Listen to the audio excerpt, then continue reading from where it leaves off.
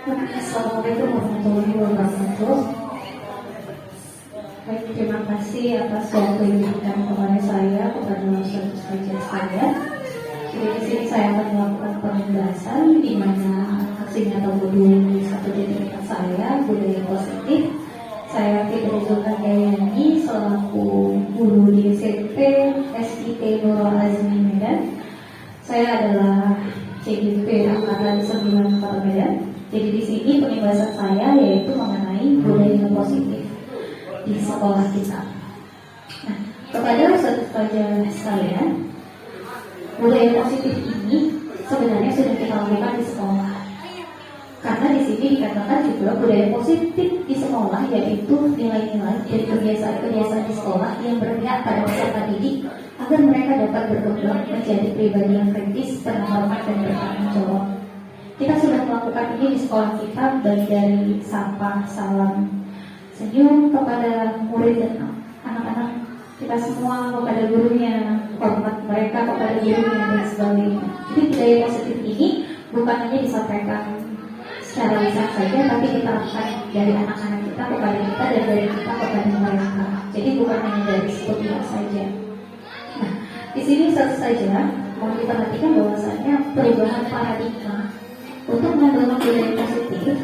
Di sini dikatakan sekolah itu perlu menyediakan lingkungan yang positif, aman dan nyaman agar murid-murid mampu berpikir, bertindak dan mencipta dengan mereka mandiri dan bertanggung jawab.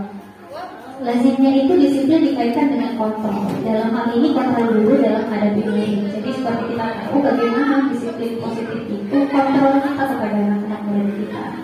Kalau misalnya kita sampaikan kepada mereka, ia setiap kali bertemu dengan guru salam mereka, sapa mereka. Kalau tidak kita kontrol juga mungkin saja tidak dilakukan sama mereka. Tapi saya percaya bahwasanya kita semua yang ada di sini sudah melakukan disiplin positif ini. Mohon diperhatikan kepada satu saja, saya berikan kepada satu saja untuk bersamaan. Jadi di sini ibaratkan Anda, kamu dan teman Anda. Jadi kita berpasangan, satu saja di sini saya sampaikan untuk berpasangan. Jadi kita melakukan kegiatan coba bukalah.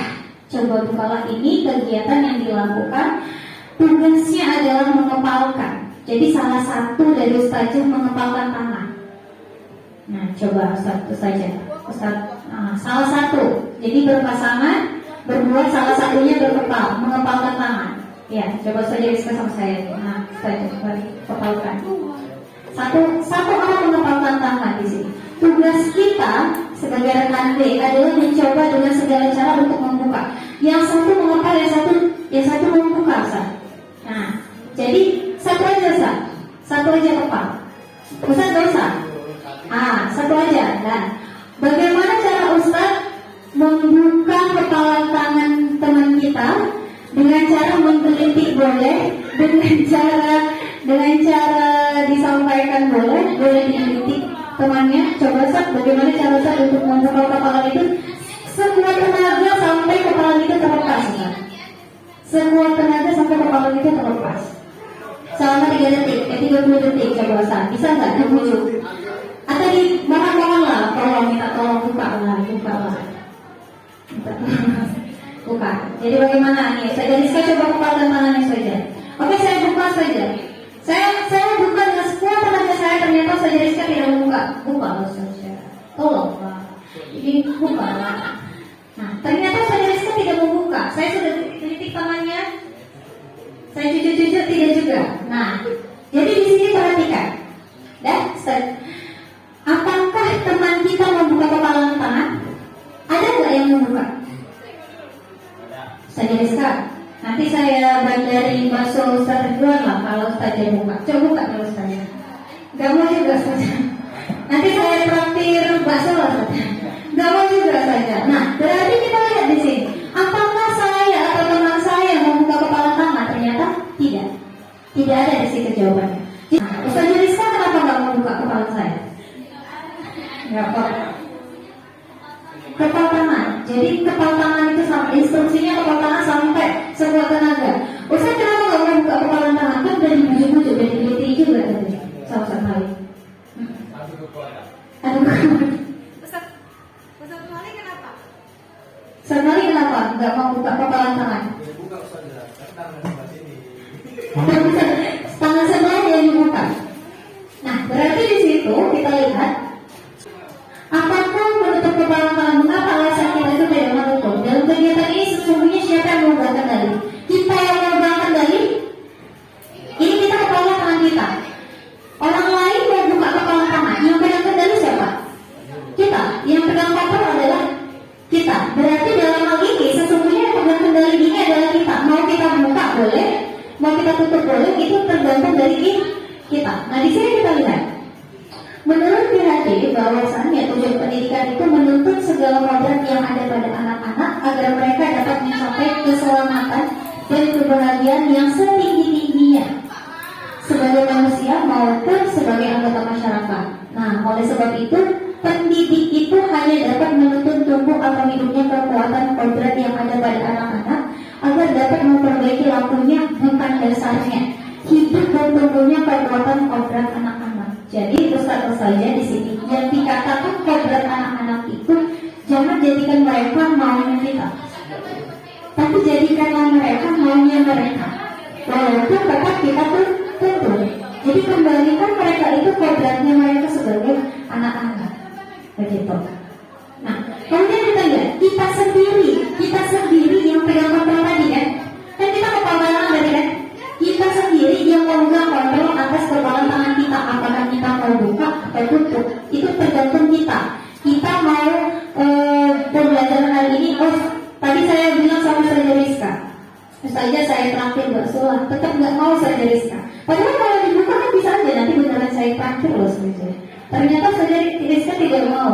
Kalau saya bilang sama Ustaz Anda, saya buka kepalanya, nanti saya terakhir. Ternyata dibuka sama Ustaz Anda. Berarti pilihannya adalah Ustaz Anda akan membuka kepala tangan itu.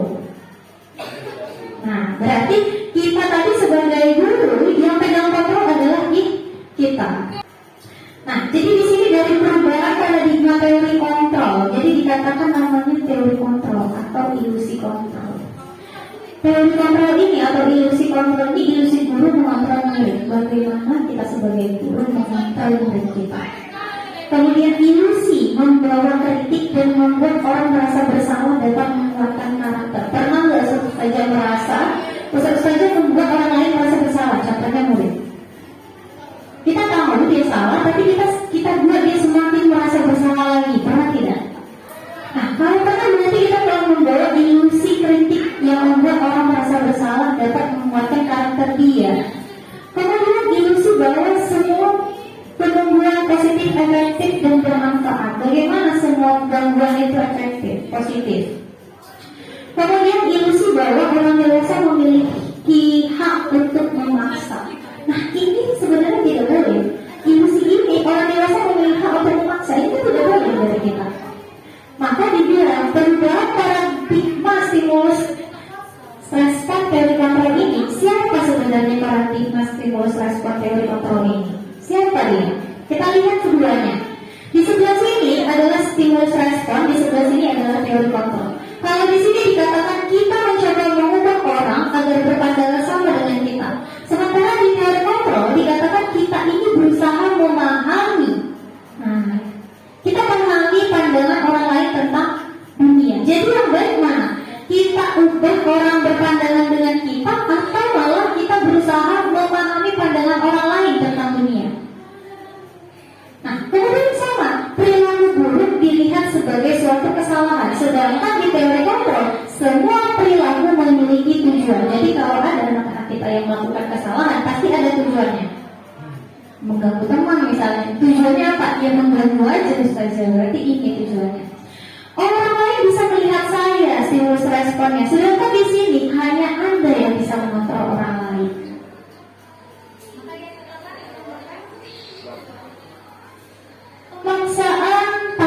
Pemaksaan ada pada saat bujukan gagal. Jadi kalau kita bujuk nih anak kita misalnya, terus gagal, kita paksa, itu tidak boleh.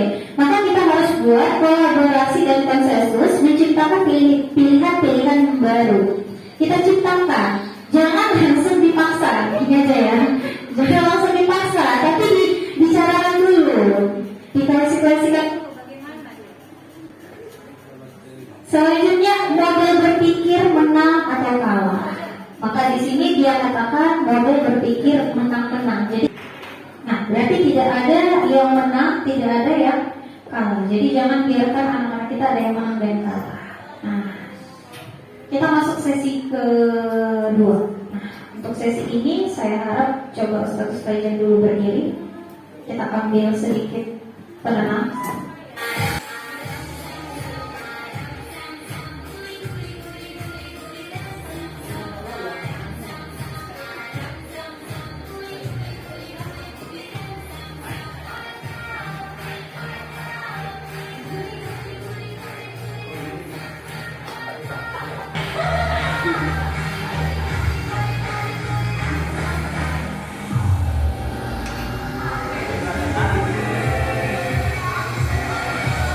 Semakin cepat.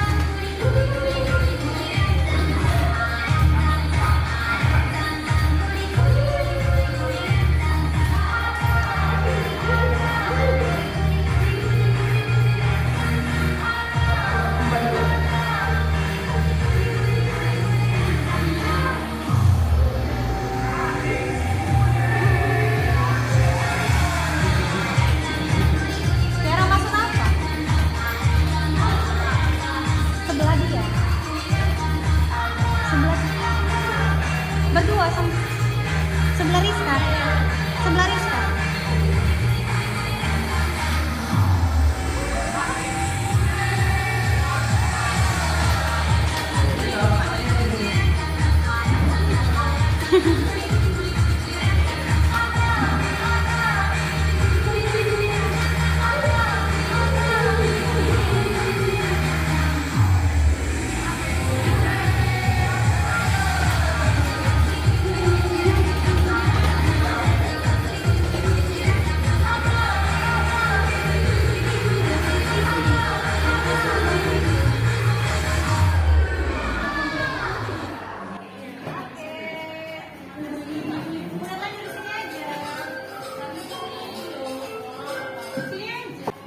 Ada sang-sang, beri-beri-beri, sang-sang.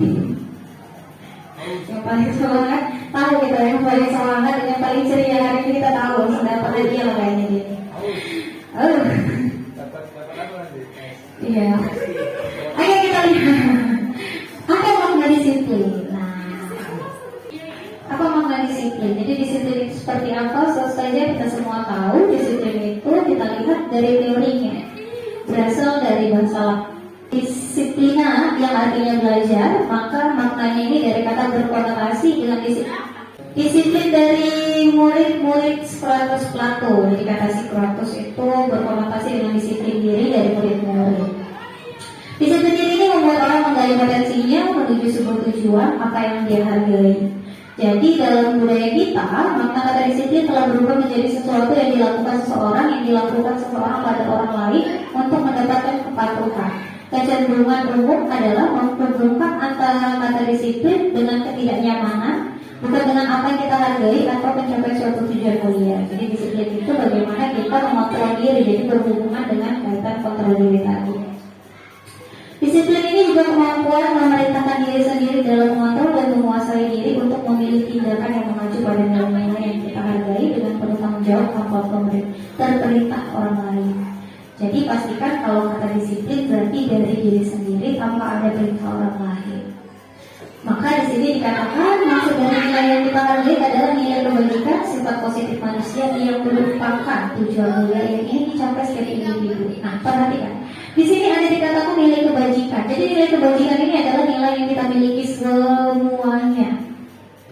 Nilai yang dicapai oleh setiap anak Indonesia kita kenal dengan profil pelajar Pancasila. Ini jelas semua. Jadi di profil pelajar Pancasila dikaitkanlah dengan kata beriman, mandiri, bernalar kritis, kebinekaan global, bergotong royong dan kreatif. Iya, kreatif. Sangat kreatif. Nah, kita lihat dengan teori kontrol, kita buka dalam motivasi perilaku manusia. Ada motivasi eksternal dan ada motivasi internal. Contoh, untuk menghindari ketidaknyamanan atau hukuman, kita bisa sampaikan kepada anak-anak seperti ini.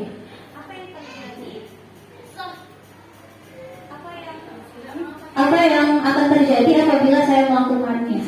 Kita bisa kembalikan kepada diri kita sendiri, apa yang akan terjadi bila saya melakukannya. Berarti itu motivasi eksternal, berarti sudah ada motivasi dari luar, ada alasan kenapa apa yang akan kita lakukan begitu. Yang kedua, untuk mendapatkan imbalan dari orang lain atau istri,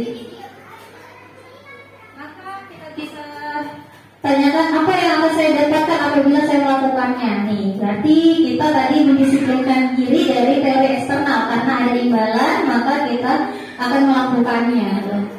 Nah, yang ketiga, untuk menghargai diri sendiri. Saya akan menjadi orang yang seperti apa bila saya melakukannya. Nah, inilah baru teori yang dikatakan motivasi internal dari diri kita.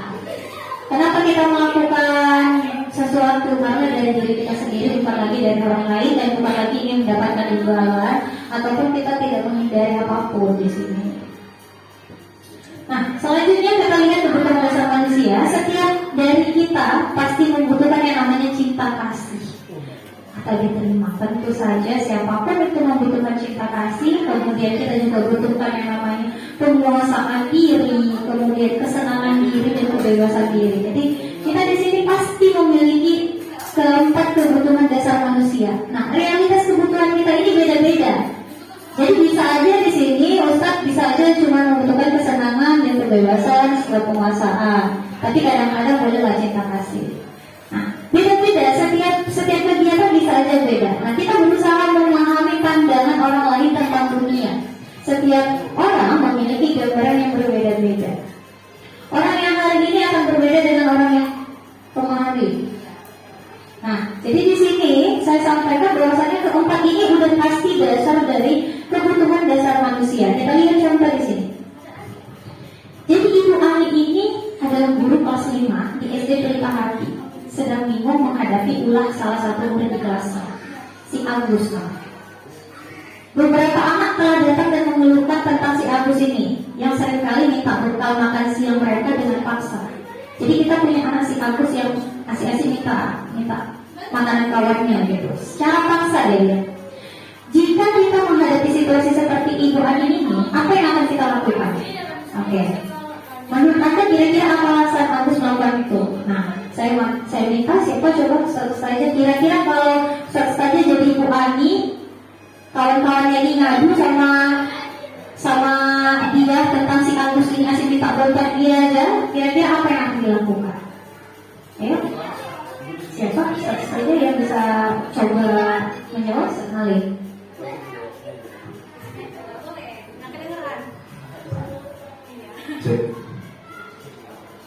Mungkin kalau tindakan itu baru dilakukan beberapa kali, tindakan yang pertama yang dilakukan seandainya saya menjadi Ibu Ani, maka yang pertama diperingati dengan teguran yang menyadarkan bahwasannya membawa bekal makan siang itu perlu, sehingga dia tidak melakukan perampasan makanan terhadap kawannya dengan paksa. Dan yang kedua, kenapa dia si Agus melakukan hal itu?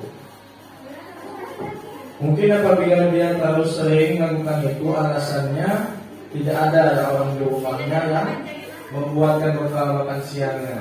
Tetapi kalau hanya sesekali, bisa jadi kemungkinan orang tuanya sedang berada di luar rumah sehingga tidak sempat untuk membawakan bekal makan siang untuknya.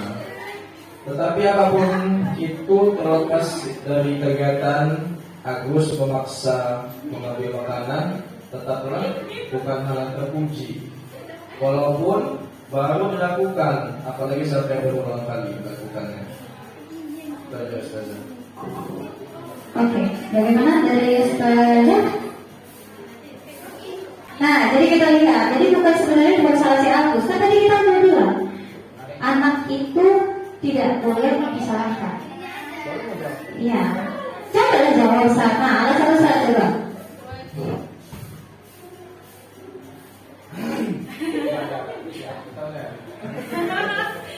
Jadi saya selaku Agusnya. Oh, ini sisi Agus. Iya. Oh, sisi Agus. Karena saya suka membuat kacau. Saya beranggapan saya adalah Agus. Kenapa saya sering ambil bekal adalah karena orang merasa takut kepada saya, dan ketakutan orang itu saya manfaati. Apa yang bisa saya nikmati dengan rasa takut? Salah satunya saya dapat makan dari makanan teman-teman. Jadi saya merasa saya berkuasa di antara teman-teman. Dan kalau menurut saya, gurunya bertindak itu harus dipertanyakan. Kenapa Agus bisa melakukan itu? Apa masalahnya? Pasti ada udang di balik batunya. Ya. Ada apa sampai dia melakukan itu? Nah, mungkin sudah masanya dia bergejolak untuk kenakalan remajanya mungkin sudah tua mungkin, jadi dia melakukan itu. Ya, terus dari saya. Terima kasih. Kita berikan tepuk tangan kepada Ustaz yang sudah menjawab. Nah, jadi kita lihat di sini. Dalam konteks penerapan disiplin positif, Ibu Ani sebaiknya cari tahu dulu alasan kenapa harus melakukan tindakan tersebut, ya kan? Nah, di sini supaya kita tuh ketahuan, untuk kita tahu kebutuhan mana yang berusaha dipenuhi Agus. Jadi kita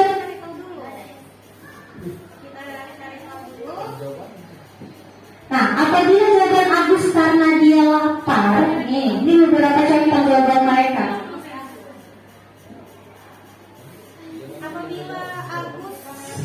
Apabila Agus karena dia lapar, orang tuanya tidak membawakannya bekal makan siang, jadi kebutuhannya adalah ingin bertahan hidup. Jadi Agus itu minta karena dia mau bertahan hidup, Ustaz saja. Kalau dia bilang memang dia lapar, orang tuanya nggak kasih bekal. Tapi kalau dia bilang dia senang temannya jadi Kalau dia sengaja supaya kalau dia itu senang, berarti dia di situ membutuhkan yang namanya kasih sayang. Jadi itu kalau istilah kita tuh kayak campernya lah itu. Nah, jadi kalau kita bilang si Agus ini butuh, berarti kalau kita lihat ada yang seperti itu, dia memang dia butuh kasih sayang dari teman-temannya. Nah, tapi kalau misalnya si Agus itu bilangnya dia merasa hebat karena temannya jadi takut kayak yang dibilang Ustaz tadi, karena teman-teman itu takut sama saya, berarti dia menuruti keinginannya kan, kawan-kawannya nggak berani sama dia, jadi minta laku, dipaksa lagi karena orang-orang takut. Jadi dia di sini membutuhkan penguasaan. Dia adalah penguasaan, dia yang pegang kekuasaan di situ. Berarti dia pengakuan atas kemampuan dia. Dia itu hebat. Tadi kan dibilang Ustaz kan? Dia itu hebat di situ. Di sini dia bilang dia tuh hebat, pengakuan atas kemampuan. Nah, tapi apabila jawaban Agus karena dia merasa bosan dengan bekal yang dibawakan ibunya karena selalu membawakan bekal yang sama, berarti kebutuhannya adalah kebebasan atau kebutuhan akan pilihan. Udah dibawakan bekal sama emaknya, ternyata dia mau yang lain. Berarti dia cuman kebutuhan akan pilihannya, dia butuh hal yang baru. Tapi kalau Agus karena iseng, nah ini yang sering nih, iseng saja dan dia menikmati ekspresi wajah temannya yang kesal karena diambil makanannya. Berarti di sini dia hanya membutuhkan kebutuhan kesenangan. Jadi kayak yang dibilang Ustaz Nanda itu, dia pegang kekuasaan, dia butuh pengakuan kalau dia itu hebat. Begitu. Nah, selanjutnya kita bilang di sini ada 5 posisi kontrol guru. Jadi ini semua adalah kontrol yang kita pegang. Kita bisa jadi penghukum, kita bisa jadi pembuat merasa bersalah, kita bisa menjadi teman, kita bisa jadi pemantau dan manajer. Jadi kelima kontrol guru inilah yang biasanya kita gunakan. Nah, dalam hal ini, dalam kontrol guru di sini, bagaimana kita sebagai guru memperlihatkan diri kita? Apakah kita sebagai orang yang penghukum? Kalau orang yang penghukum berarti kita hanya memberikan hukuman terus-menerus. Kalau kita pembuat merasa bersalah, berarti kita udah tahu murid kita ini salah, makin kita buat lagi dia supaya merasa bersalah. Tapi saya percaya di sini kita sebagai guru di Nurul Azmi ini adalah guru-guru yang sering memegang kontrol sebagai teman. Karena kita rangkul dulu teman-teman itu kan, kalau teman kan dirangkul, berarti kalau kita dengan murid kita melakukan kesalahan, kita rangkul dulu dia sebagai controlling sebagai teman. Baru kita pantau, kita lihat apa yang dia lakukan. Berarti kita tanyakan kembali, kenapa dia melakukan ini, kenapa dia buat ini, dan sebagainya. Yang terakhir, manajer, berarti kita yang pegang kontrolnya di situ. Maka dalam kaitan ini kita lihat beberapa pertanyaan. Pertanyaan yang pertama, kalau di sini ada pertanyaan, di sini siapa yang akan mengatakannya? Lihat, saya kecewa sekali dengan kamu. Kira-kira kalau kita katakan saya kecewa sekali dengan kamu, berarti kita adalah guru sebagai orang yang membuat merasa bersalah. Nak, saya kecewa sekali sama kamu. Berarti kita bikin anak itu sebagai orang yang akan merasa bersalah. Nah, tapi kalau kita bilang kamu tidak pernah benar melakukannya, berarti kita hukum. Kamu itu ya nggak pernah benar melakukan ini aja salah, berarti kita adalah si penghukum. Tapi kalau kita bilang, ayolah, lakukanlah demi bapak atau ibu, ayolah kita buatlah demi kita bersama, berarti di situ kita sebagai teman. Kemudian, apakah kamu mau mendapatkan poin dojo positif hari ini? Karena kita pakai dojo berarti poin positifnya. Berarti kita sebagai pemantau. Kalau anak kita melakukan hal positif, berarti kita berikan poin dojonya. Berarti pertanyaannya adalah apakah kamu mau mendapatkan poin hari ini? Nah, kemudian bagaimana kamu bisa menyelesaikan masalah ini? Bagaimana kamu bisa menyelesaikan masalah ini? Dijelaskan sama anak itu tadi, berarti kita manajernya. Kita arahkan supaya mereka berpikir kritis untuk menyelesaikan masalah dari apa yang dia perbuat. Lalu yang terakhir adalah kamu selalu yang paling terakhir, berarti kita itu sebagai penghukum. Nah, jadi dari sini kita bisa melihat bagaimana posisi kontrol guru yang baik. Nah, selanjutnya di sini ada beberapa, ada budaya positif, lingkungan positif, keyakinan kelas, dan peraturan kelas. Jadi ada 4 penjelasan di sini. Nah, selanjutnya saya katakan saya perlu membuat keyakinan kelas. Saya lihat di kelas Ustazah Rizka, di kelas Ahmad Dahlan, mereka sudah buat yang namanya peraturan kelas. Benar begitu Ustazah Rizka? Nah, karena mereka sudah punya peraturan kelas, saya buat lagi keyakinan kelas. Peraturan sudah ada, diyakinkan kembali. Nah, keyakinan kelas ini adalah nilai-nilai kebajikan atau prinsip universal yang disepakati bersama, lepas dari latar belakang suku, negara, bahasa, dan agama. Jadi semua ini sudah kita yakini bersama-sama dengan anak murid kita. Jadi dikatakan juga sama psikosen bahwasanya suatu keyakinan akan lebih memotivasi seseorang dalam ekspresi dari segi dalam. Seseorang akan lebih bersemangat untuk menjalankan keyakinannya daripada hanya sekedar mengikuti serangkaian peraturan. Jadi keyakinan peraturan kelas itu sudah ada disampaikan oleh kelas Ahmad Dahlan yang diamanahkan sama Ustazah Rizka. Peraturan sudah tertulis, saya lihat di papan kelas mereka. Nah, lalu di sini bagaimana kita bikin peraturan itu menjadi keyakinan mereka? Maka saya amanahkan mereka untuk membuat beberapa keyakinan kelas. Kita lihat pembentukan keyakinan kelas. Yang pertama itu keyakinan kelas bersifat abstrak daripada peraturan yang lebih rinci dan konkret. Jadi kalau peraturan ini lebih rinci dan konkret, kalau keyakinan ini dia abstrak, jadi agak lebih tidak jelas lagi. Tapi di sini keyakinan kelas itu berupa peraturan-peraturan. Jadi berupa peraturan-peraturan yang universal, berarti secara menyeluruh. Maka pernyataan keyakinan kelas senantiasa dibuat dalam bentuk positif. Kemudian keyakinan kelas hendaknya tidak terlalu banyak sehingga mudah diingat dan dipahami. Semua warga kelas sebaiknya ikut berkontribusi dan dalam membuat kegiatan kelas lewat curhat pendapat. Jadi dicurhatin. Kemudian bersedia meninjau kembali keyakinan kelas dari waktu ke waktu. Nah, di sini saya tayangkan beberapa kegiatan yang dilakukan anak-anak untuk peraturan dan keyakinan kelas.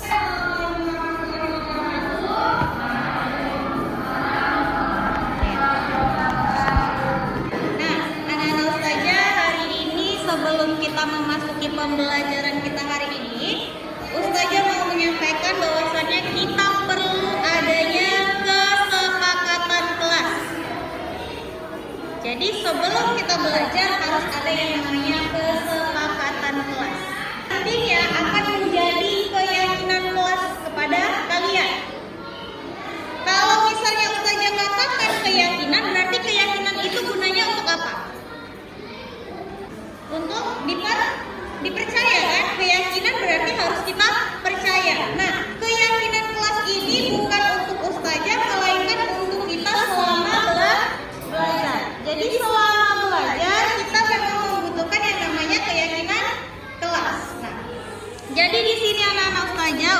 Ustazah akan membagikan beberapa sticky notes.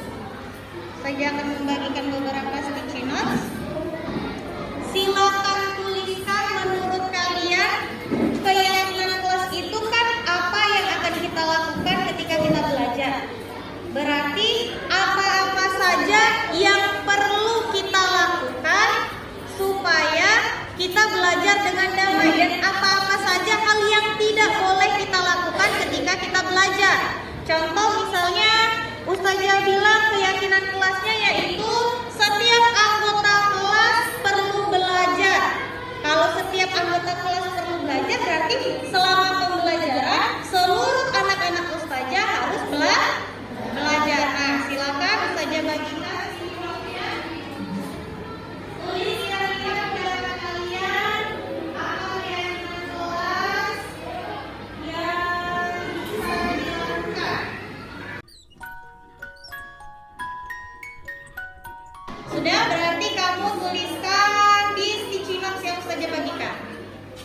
Ya, tuliskan di sticky notes yang Ustazah bagikan.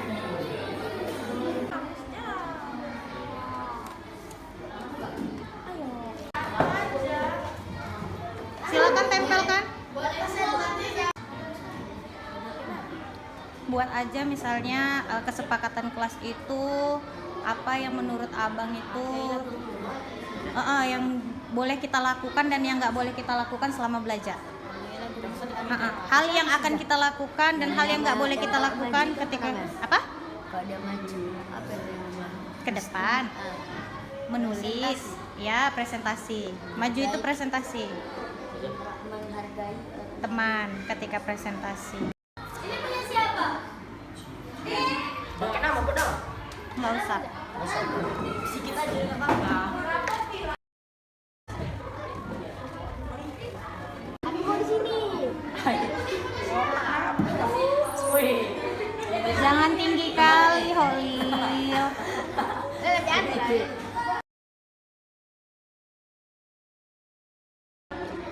Ada beberapa. Yang pertama, tidak boleh berbicara saat guru menerangkan di depan. Benar?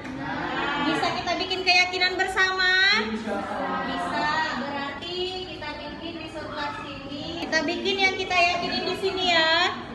Tidak boleh berbicara saat guru menerangkan di depan kelas. Kemudian ini tidak boleh buang sampah di laci. Benar? Benar. Tidak boleh menaruh kaos kaki di laci. Benar? Berarti bisa kita sepakati bersama. Bisa. Tidak boleh makan di kelas, berarti sama tadi kan? Tidak boleh makan di kelas. Hargai ketika guru berbicara. Sama dengan yang ini? Sama. Oke, bisa. Harus taat peraturan yang ada di kelas. Berarti peraturan yang sudah kita buat ini semuanya nanti harus ditaatin Ustazah. Oke, kita lihat lagi di sini. Selama belajar tidak ada yang boleh makan snack. Berarti tidak boleh makan di kelas. Sama dengan yang tadi? Sama, Ustazah. Berarti sama dong. Hargai pendapat teman, menghargai guru ketika belajar, tidak membuang sampah. Nah, hampir sama. Kemudian, selama belajar tidak ada yang boleh ribut di dalam kelas. Benar? Oke, dari semua ini yang ada berapa banyak ini? Nih, yang ditempel-tempel ini.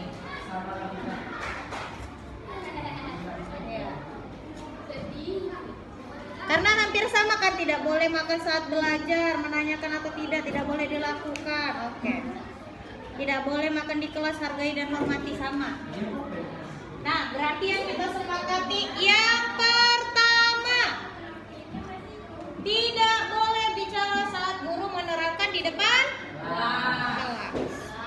Jadi ketika guru berbicara di depan kelas, kalian tidak boleh berbicara juga, kecuali Ustazah persilahkan untuk berbicara. Kemudian kesepakatan yang kedua, tidak boleh membuang sampah di laci. Berarti setiap belajar laci kalian harus sudah bersih. Kemudian tidak boleh makan di kelas. tentu saja tidak boleh makan di kelas ketika jam pelajaran masih berlangsung. Kecuali jam istirahat baru boleh makan di kelas. Itu pun kalau diizinkan. Kalau memang diamanahkan oleh wali kelasnya untuk di luar, berarti harus di luar. Kemudian asal perhatikan dari semuanya. Kemudian tidak membuang sampah sembarangan. Selama belajar tidak ada yang boleh diberi dalam kelas, sama tidak boleh meninggikan suara kepada yang lebih tua. Nah, berarti ini sama, ini sama, ini juga sama. Iya, ini sedikit ya kan. Tidak boleh ada yang main-main saat guru sedang menjelaskan. Paham? Nah, berarti 1, 2, 3, 4, 5. Ada 5 peraturan yang harus kalian jalankan. Nah, peraturan kelas ini digunakan untuk seluruh siswa, seluruh penghuni kelas.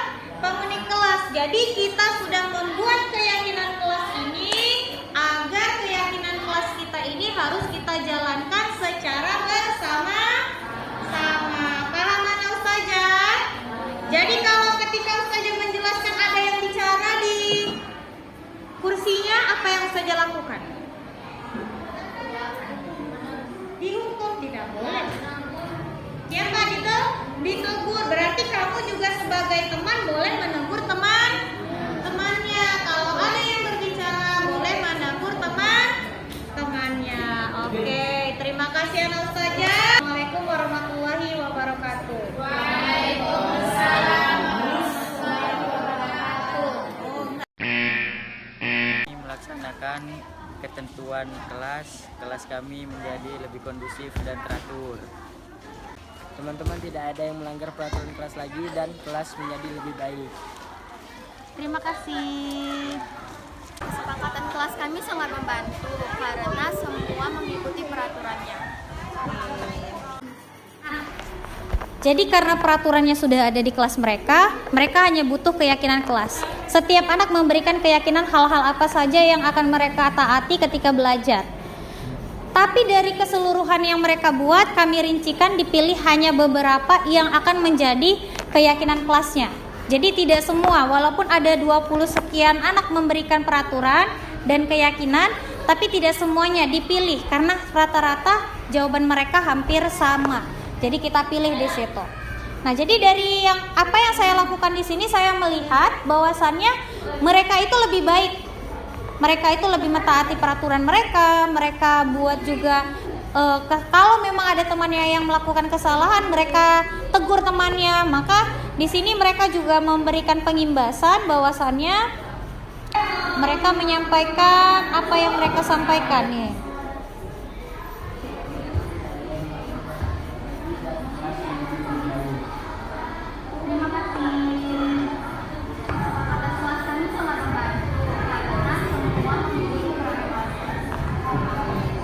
Oke, berarti aturan itu benar ada. Itu lebih tepat kayaknya disebut dengan kesepakatan, bukan keyakinan ya. Jadi mereka sepakati kan Ustaz? Ya, bukan keyakinan itu rasanya masa yang sulit dipahami juga. Keyakinan. Diyakini. Jadi dia memang kan kesepakatan kelas. Kelas itu menyepakati kan Ustaz? Jadi dari apa yang disepakati tadi, mereka harus bisa buat itu. Jadi kalau hari ini kita sepakati seperti ini, berarti besok tetap ini, gitu kan Ustaz? Jadi kan kalau peraturan itu kan memang tertulis tuh, itu aturan yang dilakukan. Tapi kesepakatan tadi bersama, kita rangkul anak-anak tadi, kita buat kesepakatan bersama-sama. Nah dari kesepakatan yang disepakati ini tadi, kita bagaimana membuat keyakinan anak-anak nih? Anak-anak harus yakin bahwasannya mereka setelah kita kan udah sepakat nih, ini sepakat. Bagaimana supaya anak-anak itu meyakini dirinya bahwasannya itu adalah peraturan mereka. Jadi memang kesepakatan kelas kalau dalam konsep penjelasan ininya ya Ustaz ya, bahwasannya disepakati seluruhnya. Tapi dalam segi penjelasan mereka menyeluruh itu kita sebut dengan keyakinan karena anak-anak sudah meyakini itu dan itu dilakukan. Begitu dia Ustaz. Ada lagi Ustaz? Oke. Iya, dia kesepakatan. Oke, yang terakhir, ini yang terakhir. Yang terakhir di sini adalah segitiga restitusi. Nah, ya. Jadi segitiga restitusi ini adalah proses menciptakan kondoso bagi murid untuk memperbaiki kesalahan mereka sehingga mereka bisa kembali pada kelompok mereka dengan karakter yang lebih kuat. Jadi segitiga restitusi ini kayak kita kasih bimbingan konselingnya lah, Ustaz. Kalau sekolah lain biasanya bilangnya kan bimbingan konseling. Kita konseling nih anak-anak kita. Kita jumpai nih face to face langsung bicara. Kita lakukan pendekatan, face to face langsung. Iya. Menciptakan kondisi. Nah, kemudian di sini membantu murid menjadi lebih memiliki tujuan disiplin positif serta memulihkan dirinya setelah berbuat salah. Udah buat kesalahan, kita pulihkan kembali. Kemudian membantu murid untuk jujur pada diri sendiri. Berarti kita tanyakan kembali kepada dia, kenapa dia melakukan itu. Kita buat evaluasinya. Mengevaluasi dampak dari kesalahan yang dia lakukan dan memberikan penawaran bukan paksaan. Jadi di sini dikata kuncikan jangan memberikan paksaan.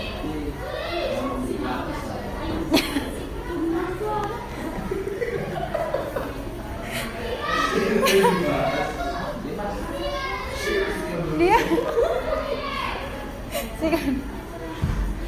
Nah, ini beberapa tahapannya. Karena tadi kita sudah buat di sini menstabilkan identitas dulu, bisa validasi tindakan yang salah dulu boleh, menjalankan keyakinan boleh. Dari ketiga ini kita boleh pilih yang mana duluan. Kalau dia menjalankan keyakinan berarti kita tanya nilai-nilai apa yang telah kita sepakati. Tadi udah kita buat kesepakatan kelasnya. Berarti nilai-nilai apa yang telah kita sepakati.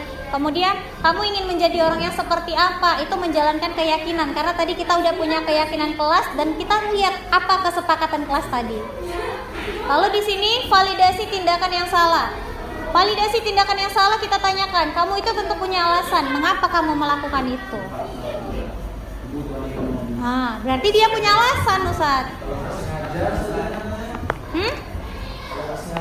Kalau nggak sengaja kan, dia nggak sengajanya itu kan pasti punya alasan.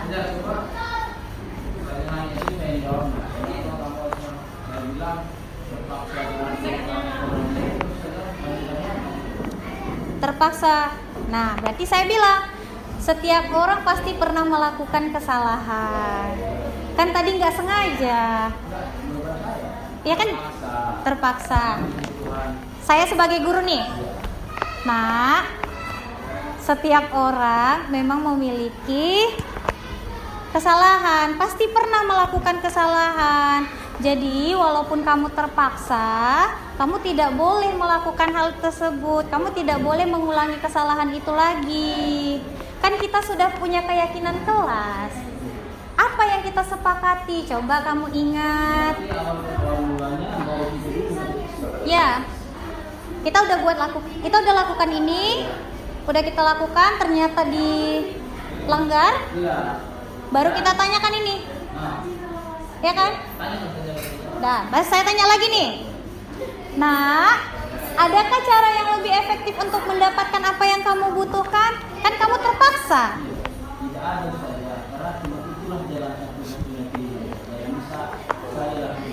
Karena tadi apa kesalahan?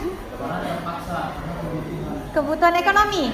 Nah, berarti kita bilang sama teman-temannya, kita kan harus menghargai. Berarti, nah, kamu harus bercerita kepada ustazah kalau kamu memiliki keterpaksaan ekonomi tadi. Jadi kita diskusikan dengan teman-teman satu kelas, dirembukan ke satu kelas lagi. Setelah ini kita bicarakan dengan teman-temannya di kelas. Iya kan? Kan ya ini ketika konseling, Ustaz. Ini konselingnya. Ini face to face-nya. Ini saya jumpai nih Ustaz langsung kan. Face to face-nya. Nah, setelah ini baru kita eksekusi berikutnya di kelas sama teman-temannya karena kita udah punya ini. Enggak, karena dia di sini hanya segitiga restitusi. segitiga ketika kita melakukan konseling di kelas dengan anaknya. Kembali ke kelas ya. Face to face tuh. Setelah face to face, iya. Ini face to face. Yes. Ini face to face. Setelah dari sini baru ke kelas. Ini saya face to face nih. Nak, kamu merasa melakukan kesalahan tidak? Saya benar sadar itu melakukan kesalahan dan saya mengakuinya itu salah. Nah, kamu lihat, kamu itu kan punya alasan. Tentu kamu punya alasan kenapa kamu melakukan kesalahan itu. Coba, alasan kamu apa? Kebutuhan saya, kalau nggak ada itu saya nggak bisa. Nah, ada nggak cara lebih efektif untuk mendapatkan apa yang kamu butuhkan itu? Tidak ada yang bisa menolong saya, kecuali saya menolong diri saya sendiri. Nah, kalau gitu, kamu itu sebenarnya mau jadi orang yang seperti apa kalau kamu merasa kamu bisa sendiri? Nah itu masalahnya saya. Kalau saya mau tadi berdua dengan saya tidak Kok iya? ini saya berusaha sendiri, mandiri. Itu yang menyebabkan saya melakukan Salah. Berarti nak, kita lihat nih apa tadi nilai yang kita sepakati di kelas. Kita kembali kepada teman-teman. Kamu tuh diskusi sama ustazah, bukan kamu sendiri. Bisa? Iya, makanya kita diskusikan di kelas bersama teman-teman. Bandel juga anak ini ya. Oh, si Agus tadi ya. Apa butuh pengakuan? makanya saya mengambil dengan cara kekerasan supaya saya diakui tadi.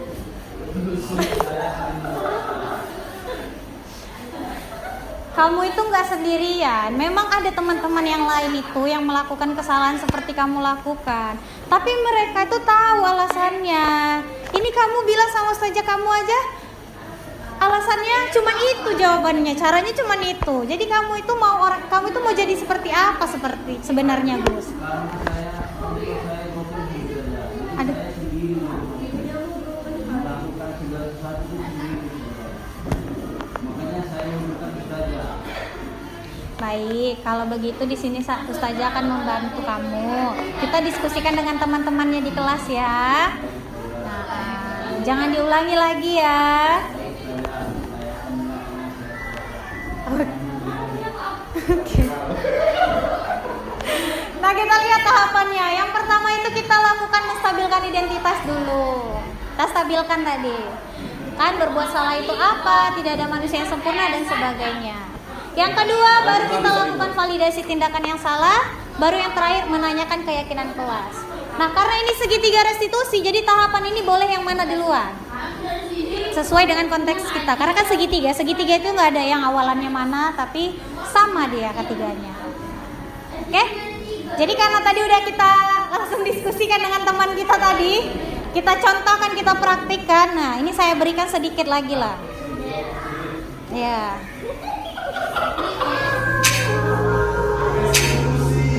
Restitusi.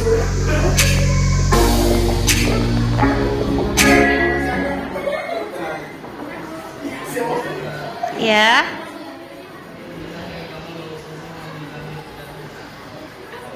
Oh iya, silakan masuk.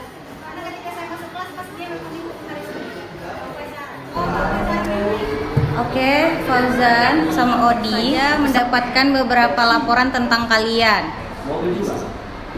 Ustazah dengar hari ini Odi buat kesalahan. Benar begitu, Odi? Nah, di sini Ustazah katakan, Odi, memang kita itu kalau berbuat salah itu nggak masalah. Tapi tidak ada kan manusia yang sempurna kan? Maka dari itu di sini Ustazah mau kita cari solusi dari permasalahan ini. Ustazah nggak mau permasalahan ini berkelanjutan. Bisa? Jadi di sini Odi, kamu pasti kan punya alasan kenapa kamu bicara ketika upacara. Ustazah mau dengar dulu alasan kamu itu kenapa, Odi? Kawan-kawan ngajak saya bicara, jadi saya terpancing, Ustazah.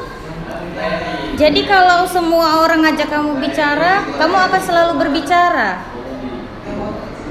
Enggak juga, Ustazah. Nah, apakah kegiatan kamu berbicara saat upacara itu salah? Saya Apa? mengakui kalau saya salah, Ustazah. Nah, apakah kamu akan mengulanginya lagi? Tidak, Ustazah. Nah, Ustazah di sini lihat, kamu itu anak yang baik. Kamu pasti tidak akan melakukan kesalahan 2 kali kan, Odi? Nah, kan kita punya keyakinan kelas kan? Nah, dari keyakinan kelas kita yang banyak itu, kira-kira pelanggaran apa yang udah Odi lakukan? Keyakinan apa dia? Senantiasa menjadi diri yang terbaik dan selalu menghormati orang lain. Nah, berarti Odi tidak menghormati orang lain karena upacara kamu berbicara ya kan? Terus kamu juga ketika kamu tidak menjadi dirimu yang terbaik, sementara kita harus menjadi diri yang terbaik. Jadi kedepannya Ustazah harap kamu mengingat keyakinan kelas kita dan kamu harus tahu tindakanmu itu akan mencerminkan keyakinan kelas tadi. Ya, Ustazah. Bisa, Odi? Bisa, Ustazah. Oke, jangan diulangi lagi ya, Odi. Ya, Ustazah. Saya minta maaf, Ustazah, dan saya janji tidak akan mengulanginya kembali. Baik. Nah, sekarang Fauzan. Ustazah dapat laporan juga kemarin dari teman sekelas kita. Apa Fauzan pernah melakukan kesalahan? Sama kayak Ustazah sampaikan sama Odi, memang kita tuh bukan manusia yang sempurna, pasti kita punya kesalahan. Tapi bagaimana kita merubah kesalahan itu? Coba Ustazah tanyakanlah sama Fauzan. Kamu kan punya alasan kan kenapa melakukan itu? Apa alasan kamu mengganggunya? Saya merasa bangga lebih dari dia. Nah, Nilai. perkara apa? Nilai kan? Kan Amira nggak tahu kalau nilainya itu rendah. Amira sudah berusaha, Fauzan juga berusaha. Ternyata nilai Fauzan lebih baik daripada Amira. Apa boleh kita mengejek teman kita? Tidak boleh kan? Coba ingat, kita punya keyakinan kelas kan? Apa aja keyakinan kelas kita? Satu, setiap anggota kelas perlu belajar. Dua, setiap anggota kelas perlu merasa senang. Tiga, setiap anggota kelas perlu saling menghargai. Empat, setiap anggota kelas perlu merasa aman. Nah, jadi kamu itu sudah melanggar keyakinan kelas kita yang mana? Yang nomor tiga, setiap anggota kelas perlu saling menghargai. Nah, kamu tidak menghargai juga kan? Kamu tidak menghargai bahwasannya temanmu itu mendapatkan nilai jelek, padahal temanmu itu juga sudah berusaha. Harusnya Fauzan itu membantu Amira supaya nilai Amira lebih baik. Bisa begitu, Fauzan? Nah, jadi di sini Ustazah mau kedepannya Fauzan tidak boleh lagi menghina teman, bisa? Nah, jadi tindakan kamu itu harus mencerminkan keyakinan kelas kita kan? Berarti yang harus kamu perbaiki bagaimana? Jangan mengejek teman, menghargai apa yang ada. Menghargai teman, jangan mengejek Teman. Nah, berarti kamu akan menjadi orang yang lebih baik. Nah, jadi di situ ya. Jadi untuk Odi sama Fauzan, kita harus melihat kesalahan kita harus mengingat dan kita harus menjadi pribadi yang lebih baik. Oke, baik, sudah bisa? Oke, baik. Terima kasih ya Nana Ustazah. Sudah, silakan boleh keluar. Baik, Odi, Fauzan. Di sini Ustazah ingin bertanya bagaimana perasaan kalian saat Ustazah mempraktikkan segitiga restitusi yang barusan Ustazah lakukan. Mulai dari Odi, bagaimana perasaannya Odi? Perasaan saya adalah saya merasa bersalah dan saya juga akan berubah menjadi pribadi yang lebih baik karena nasihat dari ustazah. Baik, terima kasih ya. Jadi kamu juga harus menjadi lebih baik. Nah, Paujan bagaimana perasaannya Paujan? Perasaan saya merasa bersalah dan saya tidak akan melakukan kesalahan yang sama setelah mendengar nasihat dari ustazah. Nah, baik. Terima kasih anak-anak ustazah. Sampai bertemu di kemudian hari. Assalamualaikum warahmatullahi wabarakatuh. Waalaikumsalam warahmatullahi wabarakatuh. Baik Ustadz saja kita lihat setelah melihat praktik segitiga restitusi tadi.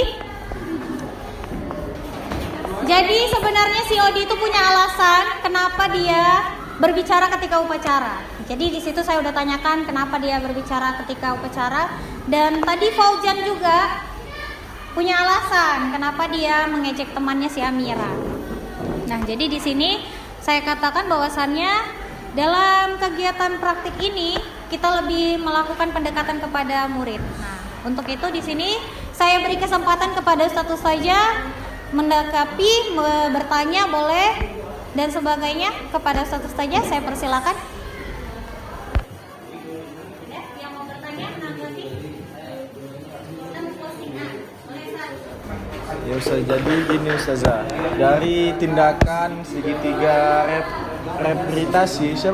segitiga restitusi yang Ustazah lakukan dari murid yang bersangkutan yang mempunyai masalah, dampaknya kira-kira apa Ustazah? Apakah murid tersebut tidak melakukannya lagi, ataukah murid tersebut tetap melakukan hal seperti itu sehingga tidak tindakan segitiga restitusi ustazah yang saya lakukan itu tidak berdampak terhadap murid tersebut?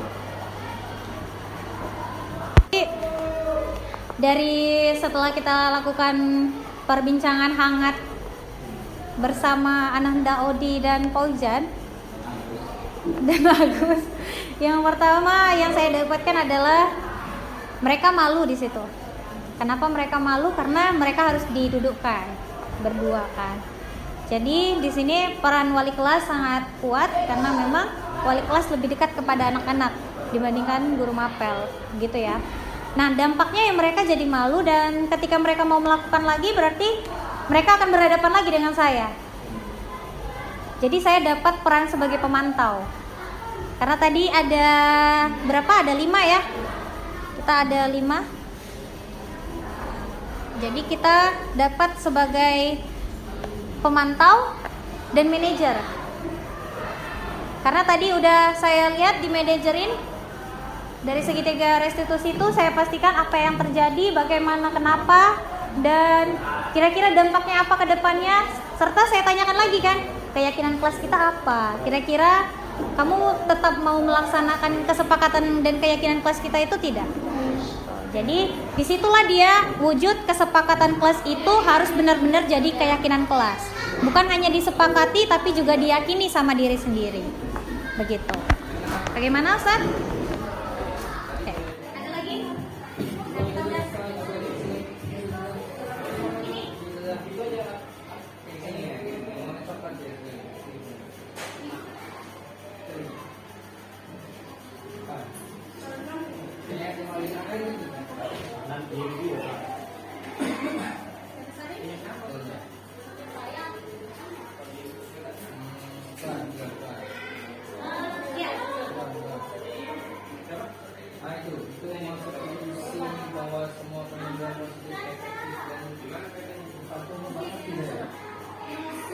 Ilusi bahwa semua pengguna apa?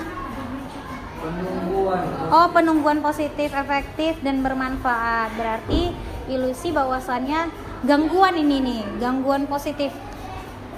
Ya, gangguan itu sebenarnya semuanya negatif ya Ustaz? Enggak juga. Nah, berarti ada positif. Gangguan positif tadi sesuai dengan anak-anak yang dia bisa aja butuh kasih sayang, ya kan?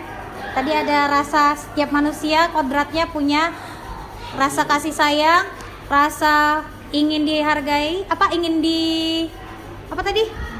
ingin dimengerti, ingin diakui kekuatannya, kayak si Agus tadi ingin diakui kekuatannya. Serta ada juga yang sebagainya gitu. Jadi di sini ilusi bahwa semua gangguan positif efektif dan bermanfaat, bahwasannya kita sampaikan semua gangguan positif ini harus jadi efektif. Iya, enggak gangguan nih, salah ketik saya.